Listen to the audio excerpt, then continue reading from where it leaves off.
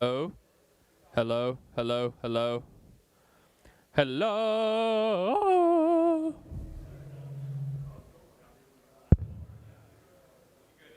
We good? Turn it down just a little bit. That's a little loud.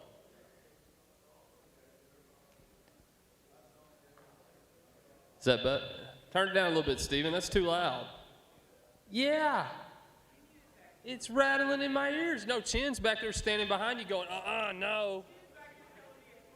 I know. He's got super hearing. Or he's deaf. He's deaf. That's what it is.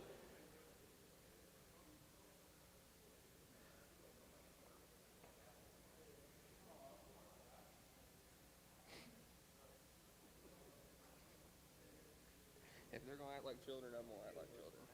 If they're going to be late to 10 games last night, then screw it. Hold on. Not 10, 4, 5.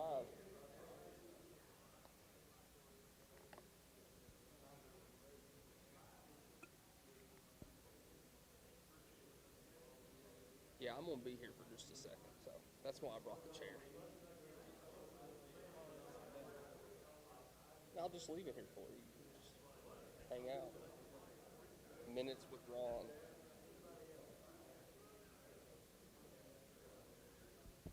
Hey guys, come on in, have a seat, please. I'm going to sit grandpa on y'all. There's a lot in here, unfortunately. Hey, we getting some youth, though. All right, so the reason I'm sitting down tonight is we're going to talk for a minute. I guess I'm going to have to treat y'all a little bit like kids because not all of y'all, a lot of y'all are doing what you're supposed to be doing. Put your damn blocks in the computer. I don't want the rest of the church to hear me use profanity, Stephen. Oh, okay. All right. Please put your blocks in the computer. It's not hard. Stop texting Stephen after he releases the stuff and say, I can't work this day, I can't. If you know then, you knew when the schedule came out. Stop doing it. Games on time. Kent, that's what I'm talking about right there. I see you, brother. Support. All right. Guys, if your game's at 6 o'clock, that does not mean show up at 5:55.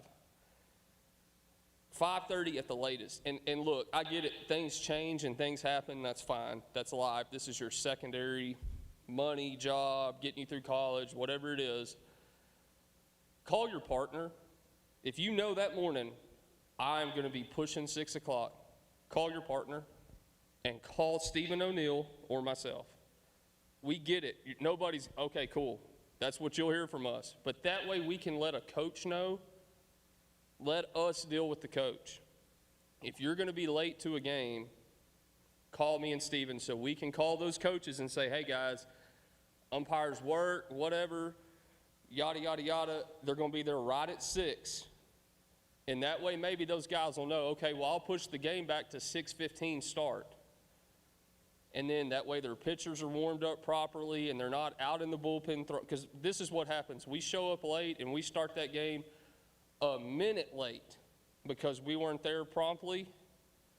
When their pitcher goes out and has a bad game, that's all our fault. Because, he warmed up for a 6 o'clock start and we started at 6:01. Well, but that's just my point. That's just something else they're going to use against you the whole night. They're going to use it against our chapter. They're going to use it when because these guys talk. All these coaches in this whole area, football, baseball, basketball, they talk. And especially in baseball, these guys talk about who they like as umpires, who they think the good umpire is, who's calm, which one of us is a jerk.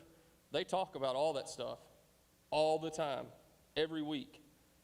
So when the playoffs come and somebody from Waco and Dallas wants a neutral chapter and they call Rich Sanguinetti and Lindell, just throwing a name out there, this is not a place we had a problem last night. Well, Tyler was always late to my games, or we had problems with him getting here on time. Well, then guess what happens? Waco and Dallas, that playoff series we were going to get, that 4 guys were going to go to, that's going somewhere else now. So just think, guys. Think as a whole. I get it. Things come up. Things are going to happen. That's cool. But just let people know. Please let us know. let your partner know, and let me and Steven know. Even if you put it in a group message to me and him, and just, or all three of us, whoever your partner is, put us all in a message and tell us. And that way we can go from there with it. If you're going to be, 10 minutes before the game or something, maybe your partner can work the plate, and that's not an issue.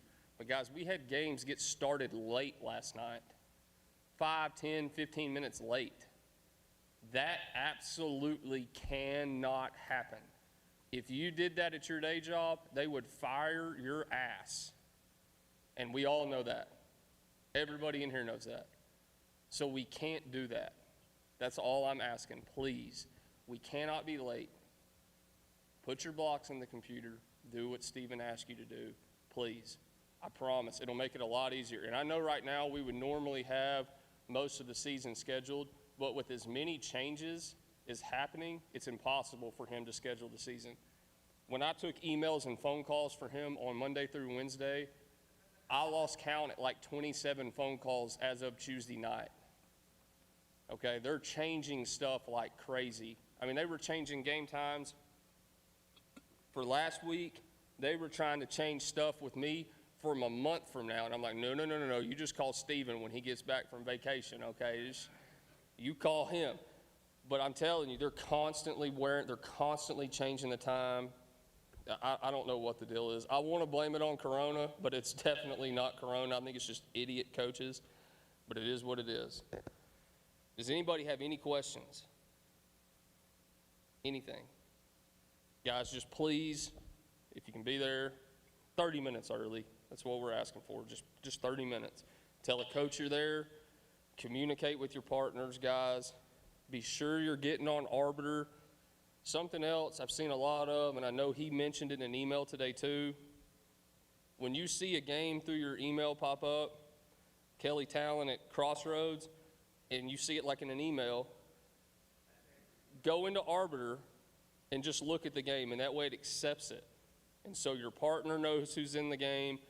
The coach can see who's in the game, because then if you don't accept the game, if you don't log in and click on it, that coach has no idea who's in his game. And then he's calling Steven or me going, hey, this is Tuesday, I got a game tonight, I don't know who my umpires are. Your partner can't see who it is. So just go in, guys. It's happening some, not a lot, but just go in, click the game, make sure it's accepted and done, and put your blocks in. God, I can't stress that. If I see another email from Steven about blocks, I'm going to shit myself. I mean, God almighty. All right, Ron, I'm done. I'm going to take my chair and go sit over there.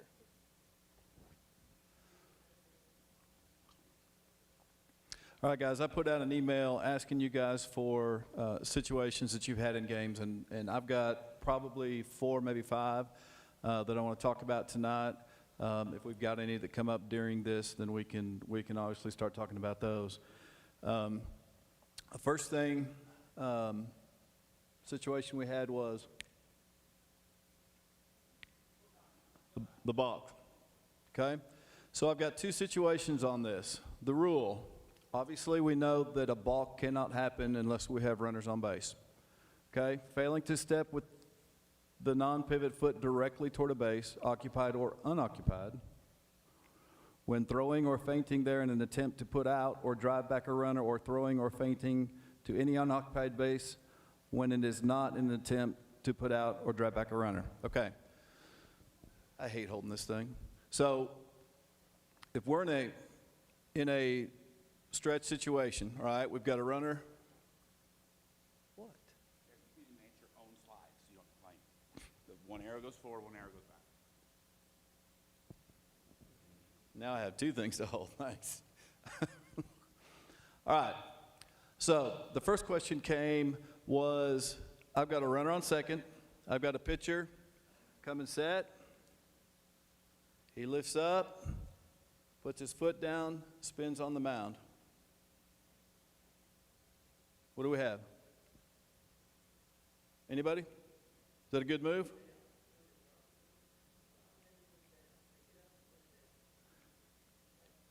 Stretch. It's a ball. Because his initial step was not directly toward, second base. He stepped and helped the turn. Okay? So that is a balk. Okay? I missed that in a league game, in a legacy game. They were league then, year ago, 2 years ago, where a kid did just that. He lost his balance, he caught his step, and he threw. I mean, it happened so quick. I mean, he didn't get him, but it was definitely a balk. So be ready for that. Let's talk about throwing to an unoccupied base. I think Brian and I might be a little sideways on this. I knew we were in a college game a couple years ago. Okay? Goes into a stretch, runner on second. Is stealing to third. Instead of stepping off, he steps and throws to third. Can you do that? He's not there. Right. He can do that. Okay? Unoccupied base is he can't feint to an unoccupied base. So if we've got a runner on third or a runner on first, he can't fake to third with nobody there. Okay? Can't do that. That's going to be a balk. Okay? He can't step and throw to third. There's no reason to do that. Okay? Runner on second. He can't step, do a jump move, and throw to first. Okay? This is where Brian and I are going to get sideways. In a stretch, runner on second. Throws to the shortstop. Is that a balk? Sorry?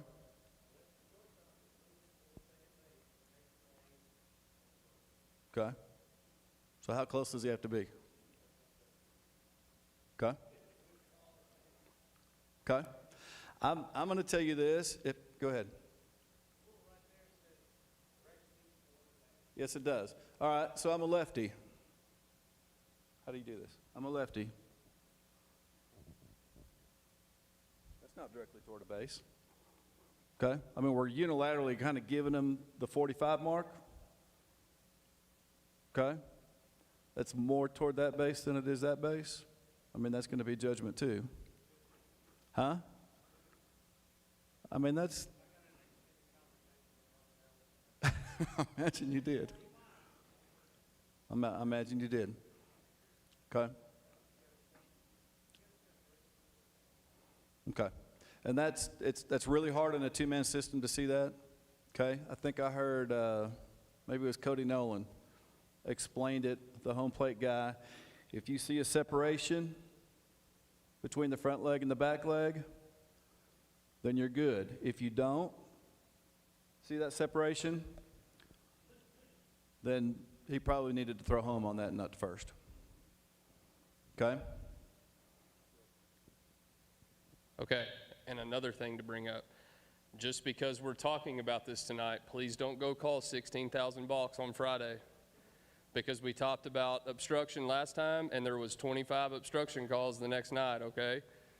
Only call this if it's there, and you see it, and you know it, okay? So just add that in your training. Okay. I remember last year we talked a lot about ejections, and we had one dump 3 coaches in 2 weeks. Okay? So, step directly toward the base. I'd want him to step, we'll call it more toward second than shortstop. Okay? If he throws to the shortstop and the shortstop's standing in his position, I'm going to balk it. Use your judgment.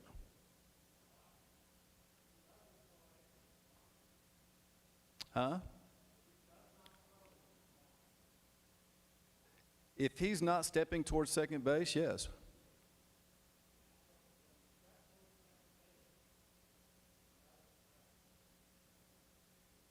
He can do that.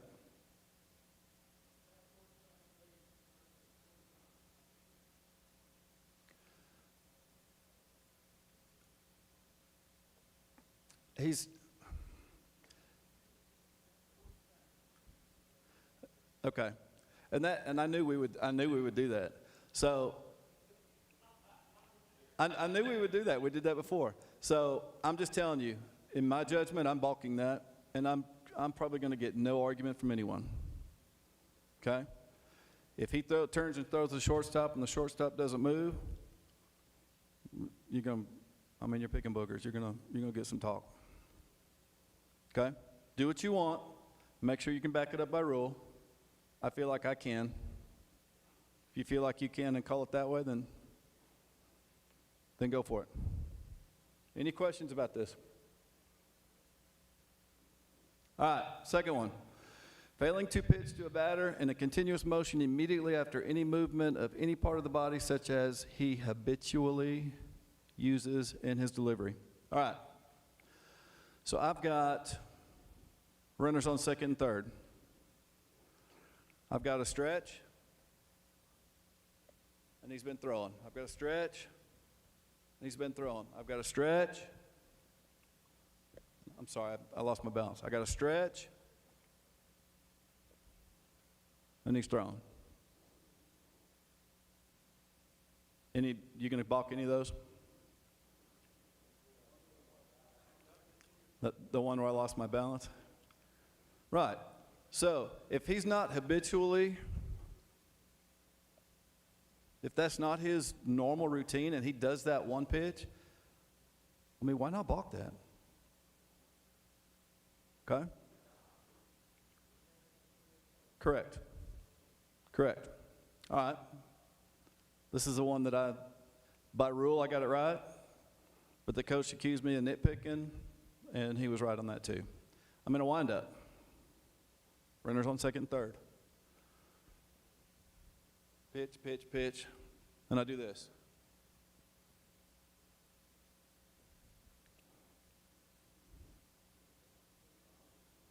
Still stop. Technically, by rule, that's a balk. But what can he do if he's in the windup? What can he do from here? No, he cannot from a windup. Huh?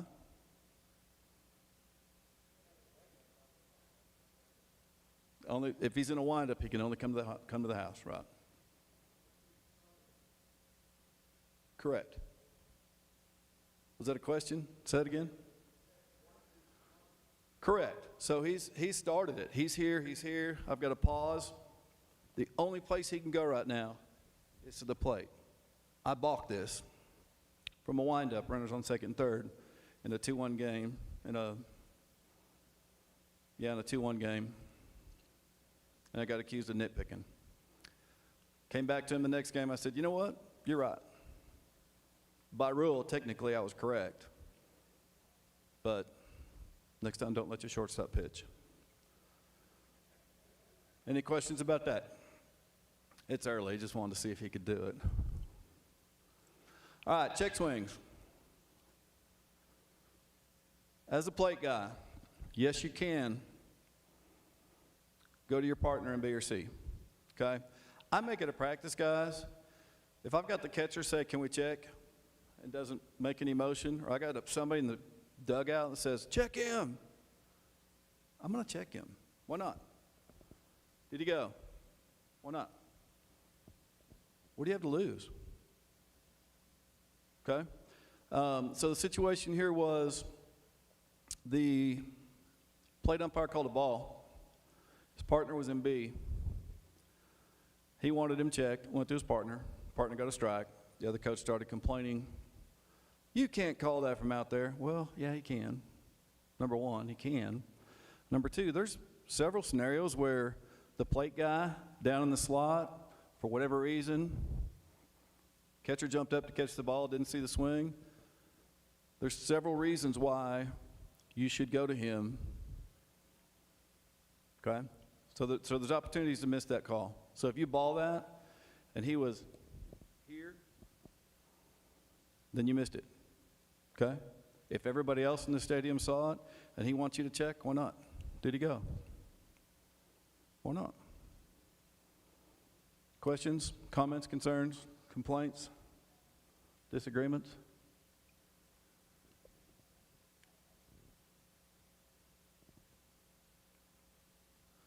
All right, 2 runners occupying the same base. So I saw, well, we'll go over this first. It's in Rule 8, Section 2. A runner acquires the right to the proper unoccupied base if he touches it before he is out. Duh.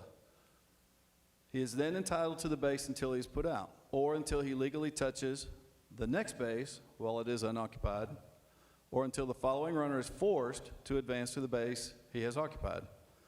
Are we following that already?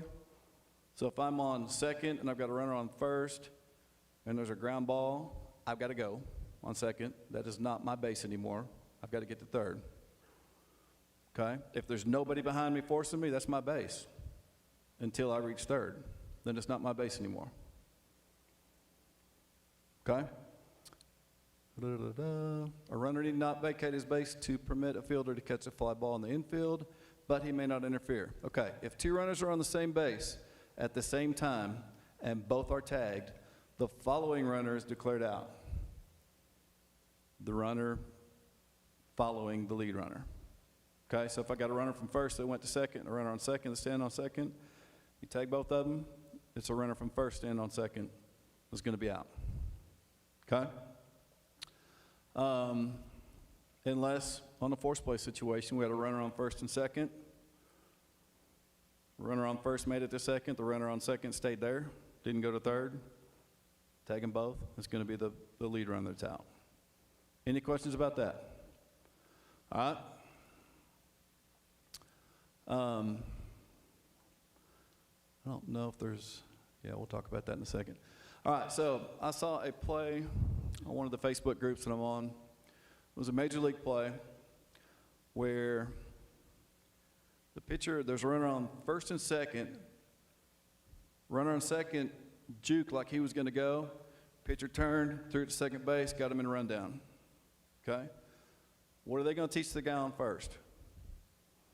Get to second. In case he gets thrown out, at least we got a runner on second. Okay, so he made it back to second, or I'm sorry, runner on first went to second. The guy on the rundown ended up back on second.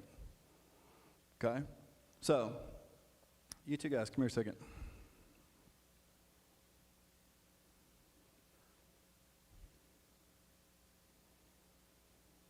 All right, let's put you over here. You're the runner coming from between second and third. You're the runner from first that came to second. Both stand on the same base. Okay? I take him. What? Nothing. He doesn't know that. So he walks off and goes to his dugout. And I take him. Is he out? Correct. Okay? So, let's say they stand on the bag. You're the second base umpire. Player does this. Player does this. As the umpire, I'm going to say, you're safe. You're out. Point to them. I think the guy that was narrating the thing said call their numbers. No number. 27. No, just say you. Point to them and be close enough to do that. Make sure you delineate who's going to be safe, who's going to be out. If this guy leaves the bag before that guy's tagged, this guy's safe still. This guy's at risk to be put out. Does that make sense? Any questions about that? You can. Let's see it. Thanks, guys. All right. Lastly, let's talk about the strike zone.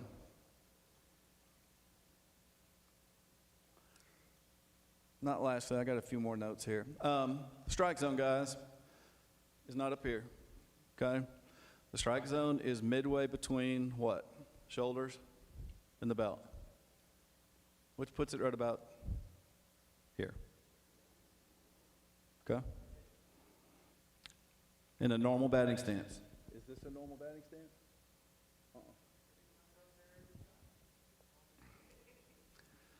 No, the rule book specifically says, if he crouches or leans over to make the shoulder lower line, the umpire determines height by what would have been the batter's normal stance.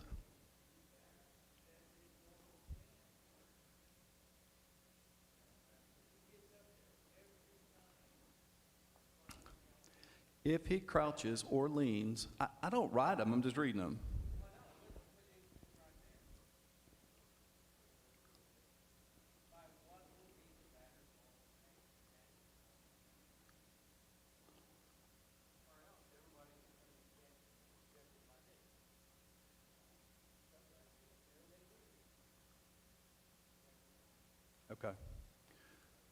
then you call lots of balls. Or, guys, I'm just saying, balls that come across up here, they're not going to be strikes, okay? And the only reason I'm bringing this up is because we got guys calling strikes at shoulders, okay? So midway between the shoulders and the belt to the knees. Does it say the top of the knee, the bottom of the knee, the hollow of the knee? What does it say? The bottom being the knees. Okay. Is that part of your knee? Okay. Okay. So I mean, I would say the whole knee. Okay. Again, you get some catchers that butcher pitches. You know, there used to be an unwritten rule. Well, there is an upper level, is that if the catcher butchers a strike, it's right down the middle, but he drops the ball, you're going to ball it, get a strike. Rule book doesn't say anything about he has to catch it to be a strike. Okay. Any questions about this?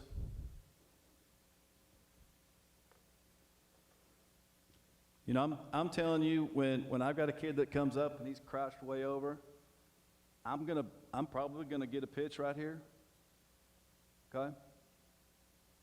Because what's gonna happen when I call that pitch and he does this? It's gonna look all right. It's gonna look all right. All right, I had a situation in Lindale. How come I have all the problems? I had two situations in Lindale. That the kid squared the bunt, had his foot on the plate. Okay? What do we do on that?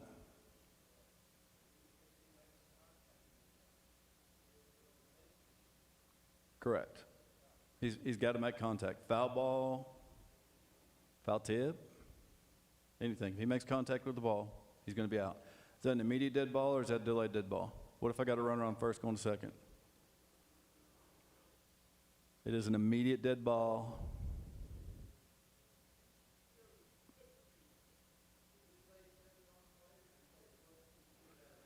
Well, I've got it right here. I took a screenshot of it earlier because I knew somebody would ask me that. Are you looking the rule up, Ron? Okay. Hit the ball while either foot or knee is touching the ground completely outside the lines of the batter's box or touching home plate. So, did you have that, Stephen? I was going to say, if any part of his foot is on the plate, he's out. Right. But if his foot has to be completely out of the box if it's not on the plate. Correct. And on the ground. Correct. Okay. And that's an immediate dead ball. Time. Batter, you're out. Don't let this guy get in peril. Runner, back to first. Okay.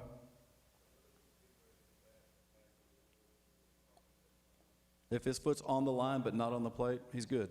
As long as he doesn't, when he his foot's completely on the ground when he hits the ball outside of the line. If it lands on the line, he's good. Okay? Got to be completely outside the line or foot on the plate for him to be out. Okay? Okay, so the second thing was, and I didn't see this, the coach told me, kid, why are they all left-handed? Let's make him right-handed. Okay, he's up at the front of the box. We've got a pitch in the dirt right at him. He takes a step, his foot's on the ground, the ball bounces and hits him in the front foot. Does it matter if the front foot is outside the box right now? No. No, it doesn't. Okay? And that was his complaint. He was out of the box. Okay. Sorry, I didn't see him out of the box, but it wouldn't have mattered either way. Okay? Questions about that? What was the last thing? Infield fly. If we have an infield fly, we're going to let it get to its peak, okay? I'm looking at the fielders, okay? If I've got a fielder that is comfortably camped under that ball, I've got infield fly batters out, and that's all. It's a live ball. If they drop it, a lot of the runners don't know that they don't have to run, but they don't have to run, okay? If they are off the bag and the ball's caught and then they get thrown back to the bag, it's still a force back in there. They still have to tag up on a catch. Okay? Any questions about that? We have any other scenarios, situation you guys want to talk about? Yes?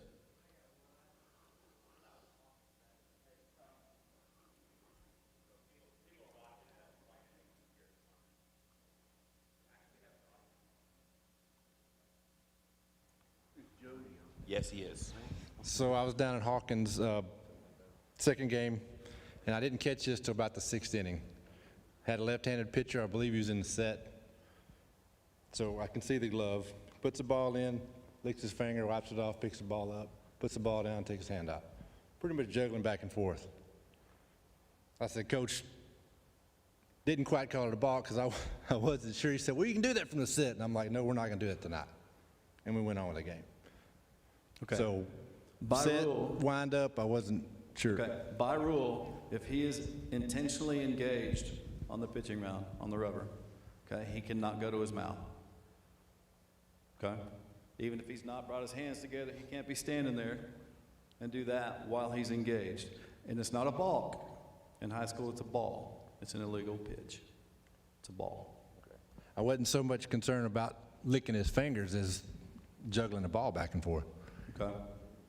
Come in, go out, come in, go out, come in. I mean, that, by rule, that's technically a ball as well. Balk, that is a balk. Okay, by rule. But I've got a lot of guys, or I have seen guys will come up with their hands together, get set on the mound, and then separate. People in the stands whining for a ball.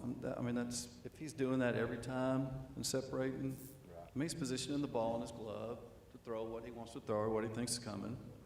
But I'm And not that's going to what- let him go back and forth. That's what caught my attention because I didn't see it till the 6th. And I'm like, you hadn't been doing that all night. Right. Same pitcher. So that's why I kind of had him was leaning toward the ball because now he's doing something different than he's been doing all night. And I'm halfway tempted to talk to that catcher and tell him to go out there and talk to him, or in between innings, go over to the coach. Say, hey, just tell him he can't go to his mouth while he's engaged on the mound. Or once he puts his hands together while he's on the mound, he can't separate them in the strike. Okay? In the wind-up or set. Correct. That's what I thought. So if you tell the coach or if you tell the catcher, I would almost tell the catcher and then maybe tell the coach, but I would do it pretty quickly. And then, I mean, you've given everybody the chance they can get. Yes. I'm sorry? The hand separation is a balk. That is a ball. That is a ball. Correct. A ball.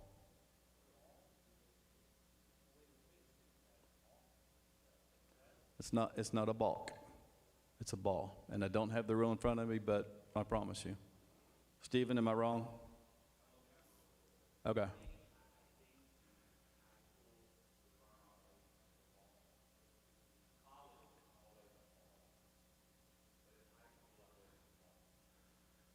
Okay, verify that.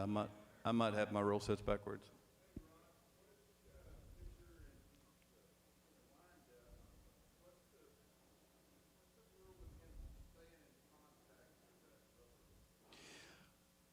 You know, I'm not letting him get several inches off. I mean, he's got to be in contact with it, and the front foot has got to be.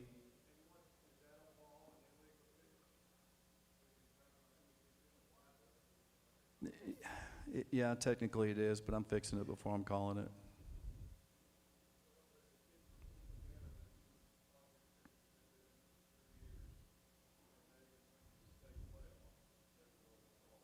That's a shame.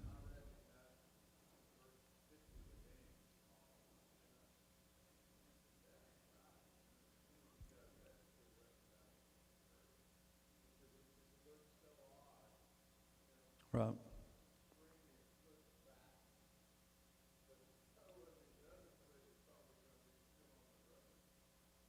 I mean, if he stays in contact, I mean, yeah.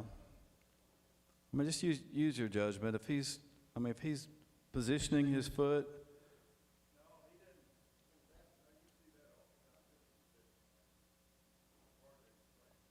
Okay, well, you tell Autry today he's going to do it right. Tell him Langford said so. Okay, we had something over here. Yes.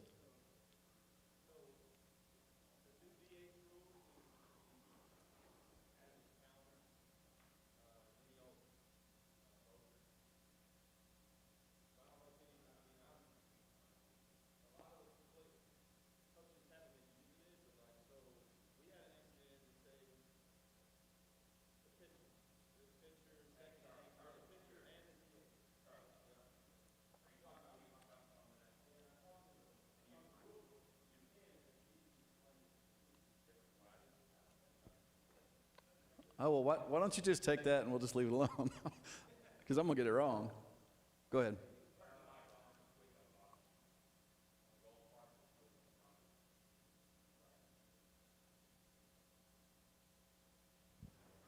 Kelly.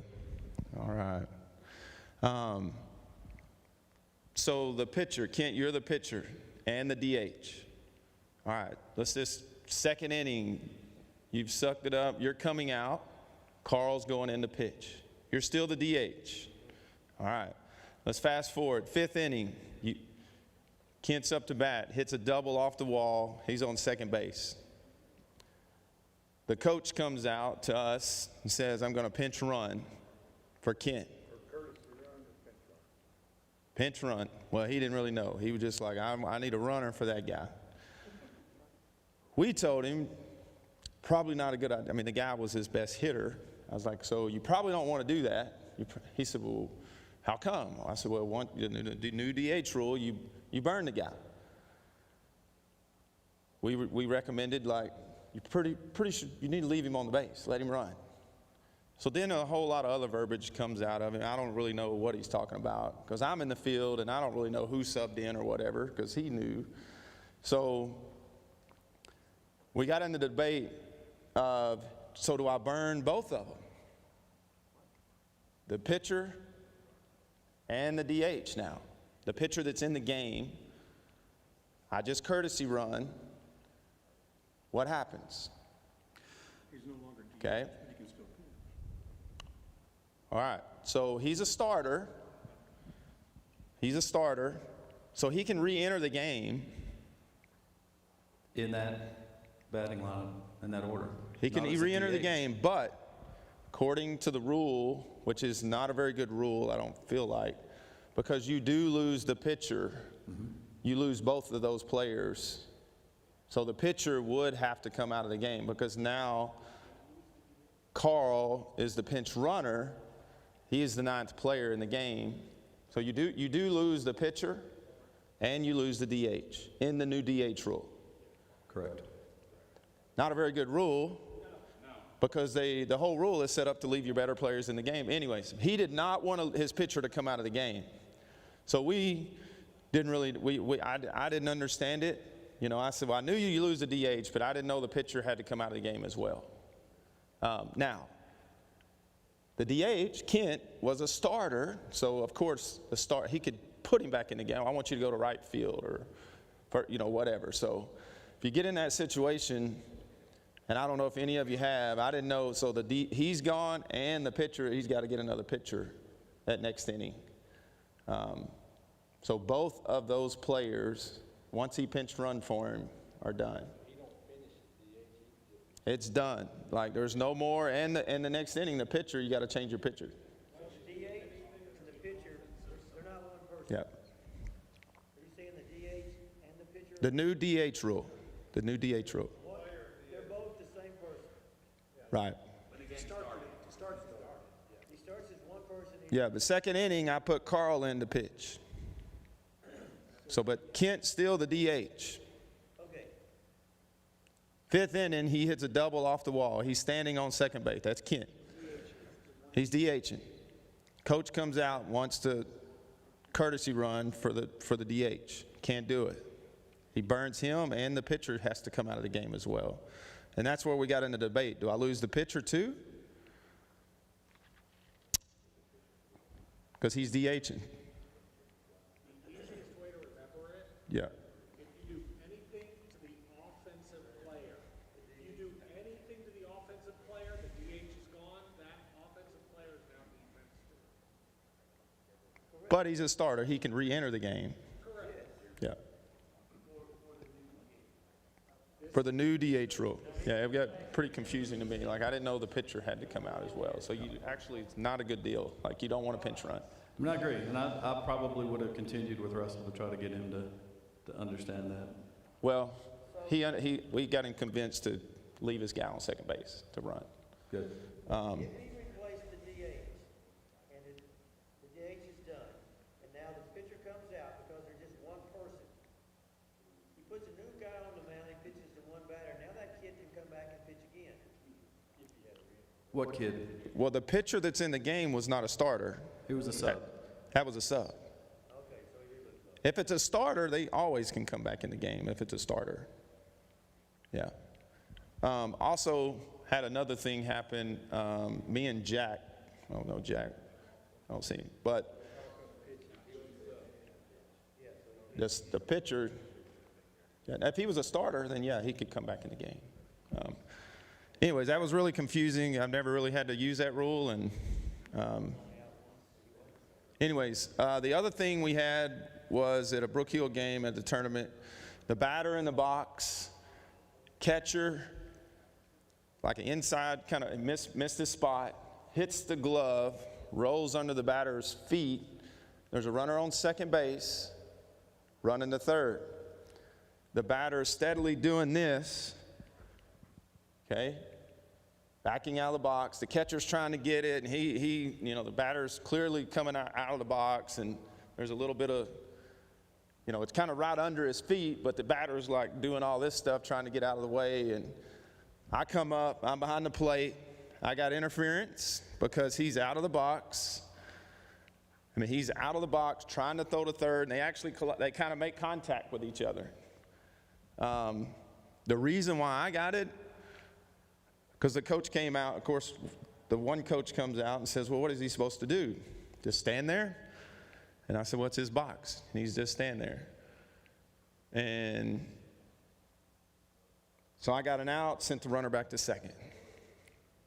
And that's, If that's in your judgment what you needed to do, then yeah. that's right. I'm probably, if I don't judge this to be intentional, I'm probably coming up with let everybody know, I see that, I don't have anything. Even when the batter's clearly out of the box. Yeah, but it was clearly intentional. Like, it was clearly like he was just all in the way. Yeah, but I'm just saying well, I got it. I mean, that's a judgment call too, but. Yeah. You want to have an intentional act like him actually kicking the ball or something intentionally to get the interference. Because who screwed that play up? Think of it this way. Well, the catcher dropped it, yes. Who screwed the play up? Well, the pitcher did, because he missed his spot. No, but who screwed that play up? The catcher, right? Because it came off the catcher, right? Well, I mean, he's hanging over here. Screwed that play up, and you've now just blamed the batter. Well, the batter kind of pushed the catcher, like, Oh, so now we're getting new details. Now we've got more information. I told you there was clearly contact. I said that very clear, Mr. Chin. Clearly contact. I mean, there's going to be contact if he's reaching Yeah. for a ball down there, but Yeah. if the catcher or if the batter made some intentional act to try to get away from him or to, in your judgment, pushed him out of the way, then yeah, I'd agree with your call. Yeah. But in general, think of it like, who screwed that play up? The catcher. I'm just saying by rule. You can't blame the batter Now we're using our judgment. I mean, it is a judgment call. It is a judgment. Yeah. And if I've got no pushing, active pushing, like you said, if I got the batter just doing this, trying to get out of the way, Yeah. Okay. And then I talked to Steven about one more thing. We had a bunt. Kid comes out and bunts. The ball hits the ground in front of the plate, comes back up and hits the bat. In fair charge. I come up yelling foul. But then again, after, nobody said anything, but then I was like, is it really foul? Wasn't intentional. And I don't know. When does Yeah. the pitch end?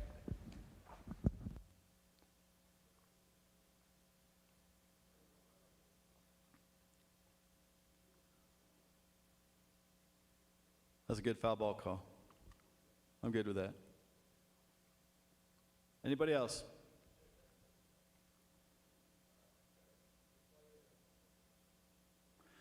Remind me, I tried to remember all those. If I come up here and talk about it.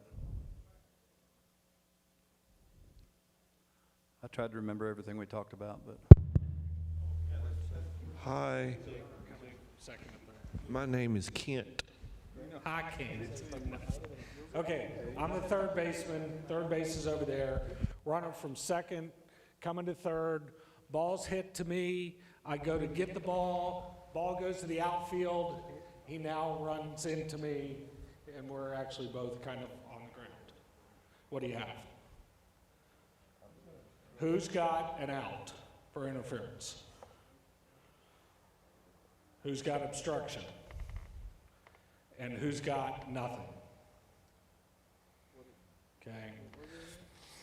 It is obstruction. Once he misplays, remember we talked about once he misplays that ball and it's outside of his, right around him, he has one choice: to become invisible. Regardless of the fact that he was there, it's weird the way it is, but he has to just disappear. He has to get his teleporter and instantly disappear. So if he's in the base path, he's got to disappear. Step in a reach. Yeah, in his near vicinity where he's still making a play on it. But he booted it and went out. So just remember, a misplayed ball. That, again, here, look at it even the same way we talk about the catcher. He misplayed that ball and it went off. Whose fault is it? That's his fault now, right? He's the one that misplayed the ball. So why are we going to penalize the runner for him misplaying the ball? Or would you award him third base? He got there anyway, but yeah, I just called that's obstruction because we don't know if all of a sudden the ball continues to do something else and he's, let's say he's coming home and he's tagged out right at home plate. I'm going to give him home at that instance. That obstruction's going to allow him to have home because he was thrown out real close. You have to get him. Yeah, he's going to get third regardless. But if he gets hosed by like 2 steps, then you're not going to give him home. Yeah, he was on the ground. On that one, he was on the ground. The runner was on the ground, absolute 2 steps. Okay. He probably had about a 3-step obstruction right there, easy, of getting thrown out at home or third. But if he just gets like bumped or something, like say. No, something like if that, I'm running and, you know, it's just like that, Yeah, it's the play, if he gets thrown out by a step or 2 at home, right, he's out. right. Because that obstruction didn't cause any problem with that. Exactly, Because by rule, what base am I giving him? yeah. Third, Right. and then everything else is my judgment. I do. Anything else? Yeah, I had some. Okay. Hello. Okay. Hello. So I'm at C, runner's at third, and I'm sitting there basically, keeping an eye on the pitcher, watching for balks and everything, whatever. Out of the corner of my eye, I can see the runner kind of coming up on from third, and the coach is yelling, go, go, go, go, and he's saying, no, back, back, back, back, back. And after that next pitch, coach comes out and is irate, saying that the coach is coercing his kid or whatever, and he's trying to get his freshman pitcher to balk. Okay. Okay. If, in your judgment, he caused. Yeah, you're the, If in your judgment, he caused that pitcher to balk? well, he didn't balk. Okay, but Yeah. let's say he did. Let's say he was Okay. trying to and it worked. I'm gonna call interference on him. Okay. Well, Verbal. yeah, because he's saying, you know, he was verbally trying to get him to balk, and he should be ejected. And I was like, all he was telling his kid was back, back, back. And I didn't, from what I saw, all he was doing was telling the kid to get back, back, back. Okay. And I even confirmed with my plate guy after the game, and actually they were after the game too. Did y'all see that play? Or yeah, and I talked to my plate guy. I said, was he doing anything out of the ordinary? He said, no, he was telling his kid to get back, back, back. And so I was like, okay. I didn't really know what he was talking about. I mean, if the coach comes out on me and says, you know, whatever, trying to accuse him to do that, and he's not, did you say he was saying go, go, go? He was telling his kid, go, go, go, and then he was saying back, back, back, back. Okay. Okay. I mean, do you feel like he was intentionally trying to cause that kid to balk? No, I didn't. Okay. And that's why I was confused, because I could see his kid moving forward when he was saying go, go, go. Okay. And like if his kid was just standing there at third, it'd been different. But he was moving forward when he was telling that. And then when he was telling back, back, back, he was moving back. So what'd you tell that coach when he come out and I complained? told him, I said, Coach, he was telling his kid to get back. He's just coaching. And he was losing his mind over it and saying that it should be an ejection and all this stuff. I was like,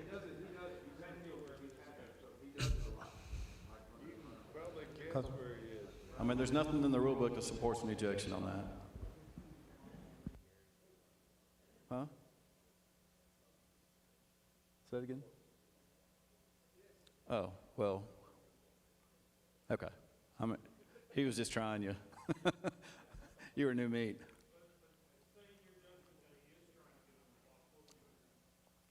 I'm probably going to have a word with the coach. Okay? If I'm in C, okay, rather than going over to him, I'm going to say, Coach, we're not going to do that. What? We're not going to do what? Coach? He knows what you're talking about. If he wants to come out and talk to you, then you can explain it to him. In my judgment, you're interfering with the play, trying to cause the pitcher to balk, and we're not going to do that out here. Okay?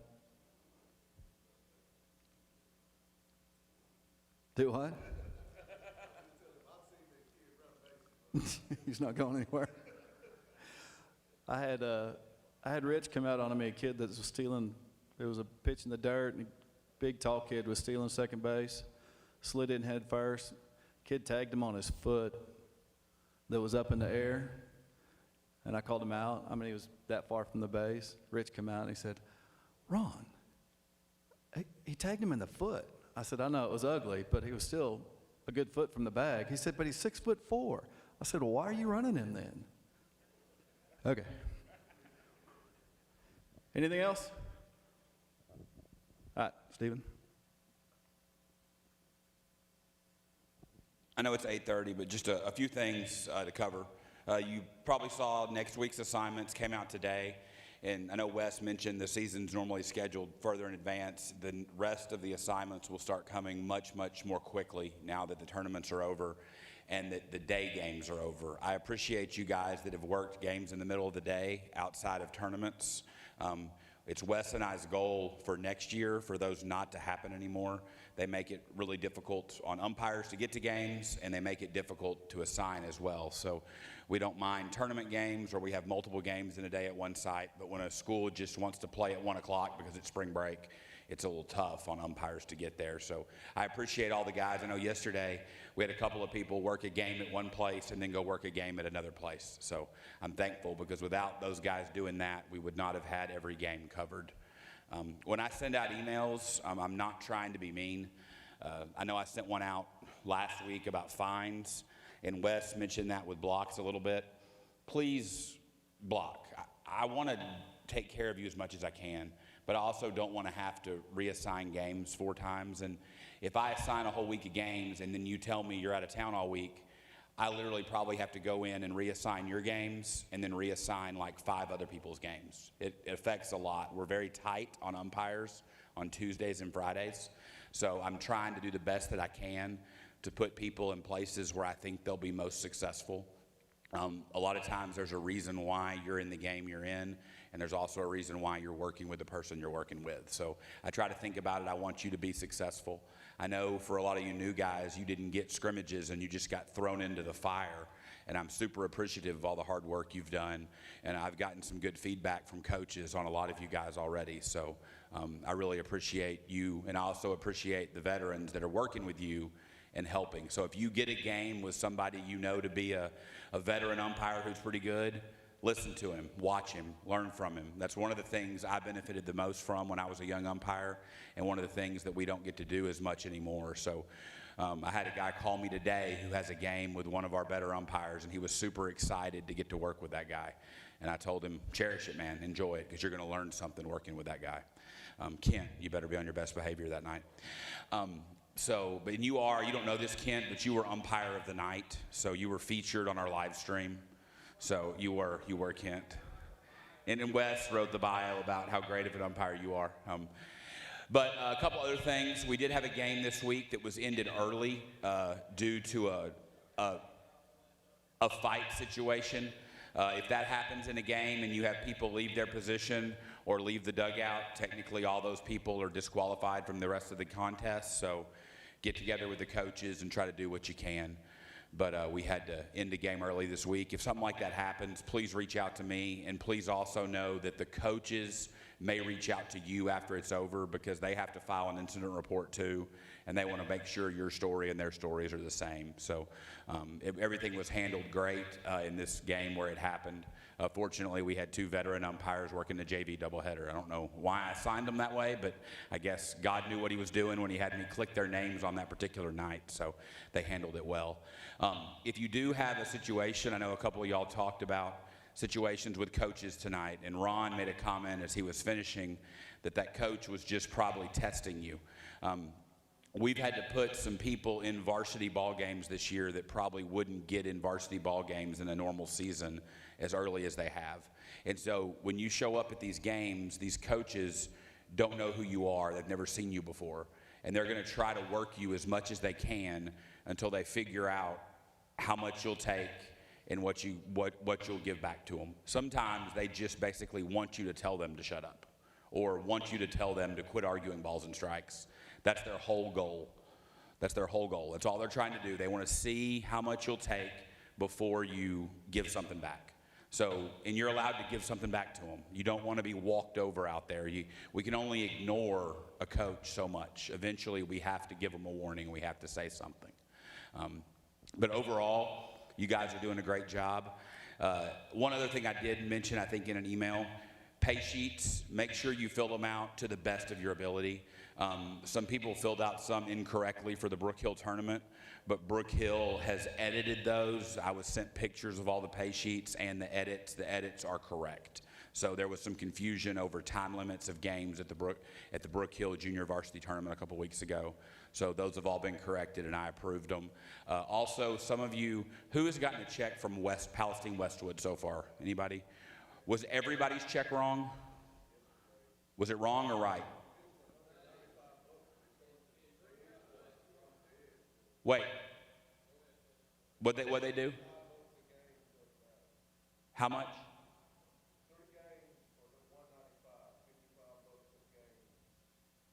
Okay, let me double check that. They're on spring break this week. I've had several people text me issues.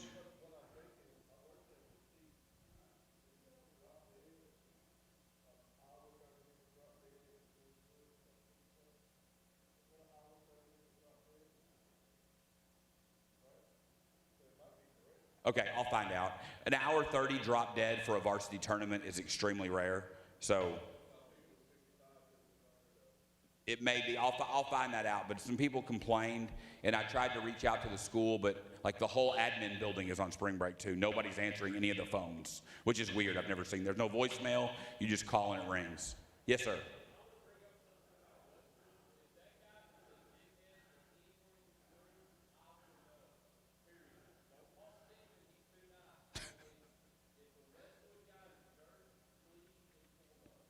Yeah.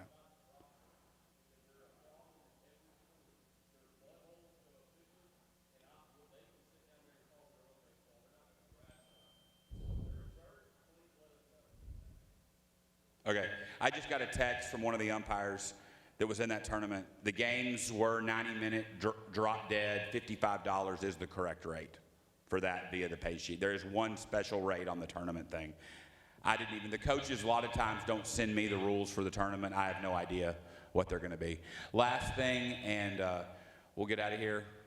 I just forgot what the last thing was. Give me 1 second. I got a lot going on in my head. I can't remember, but this is one good thing that people ask me questions about. If you were working in a two-man crew on a game, I just put 2 umpires there. If it's a JV varsity, I may put the same guy on the plate both times and the same guy on the bases the both times. That does not mean you get to work the bases twice and Kent gets to work the plate twice. That's not how that works. What it means is y'all figure it out. Like, you work, figure it out where you think you'll both be most successful. If you have a 3-game assignment at Tyler Legacy, work where I put you. So that's that. So y'all figure it out. If you've got a problem, you and your partner can't figure it out, call me and I'll figure it out for you. Oh, this is the last thing. Longview chapter is having a hard time covering all of their games. I got you. I see you. I'll announce it too. Longview's having a hard time covering their games. So we are helping them cover some games. If you are sent somewhere random, that is why. Last week, somebody went to Union Hill and called a game. This next Tuesday, we're going to send 1 umpire to Leverett Chapel, and 1 umpire from Longview is going to work that game. So we're trying to work together with Longview to make sure all the games are covered. I'm trying to make it be games that are closer to us, not like on the far end of their chapter. So, anybody got any questions for me about anything? I don't know. I'm not sure, but we're trying to help them. But we want to make sure the games are all covered is our goal. So, anybody else got any questions, concerns? Thank you for being here tonight. Thank you for all you do. Jody, Ray, and Jason, thank you for watching online tonight. Y'all have a good night, guys. Oh, your cards are on the back. If you have not received your Tasso card, go on the back. And if tonight is your first time here, come see me. Your first meeting here, come talk to me.